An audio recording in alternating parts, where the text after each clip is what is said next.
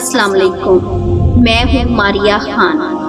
आप सुन रहे हैं मारिया खान की आवाज़ में खूबसूरत अल्फाजों के खूबसूरत मजमूए को, जो जिंदगी की तमाम हकीकतों से ताल्लुक़ रखें।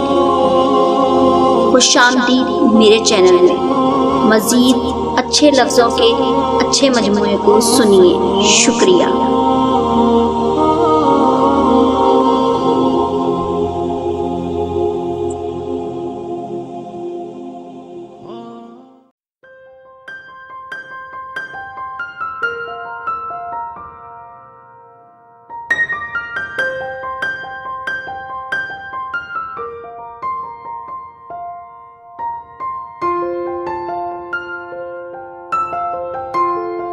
मैं अपने नफ्स से बहुत खुश हूँ, क्योंकि मुझे दूसरों की खुशियाँ देखकर कभी रंज नहीं होता।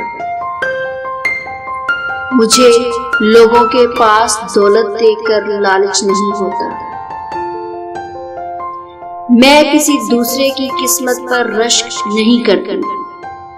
मैं अपनी जिंदगी अपने नसीब के साथ सब्र शुक्र से जीती हूँ। अल्लाह की मेहरबानी।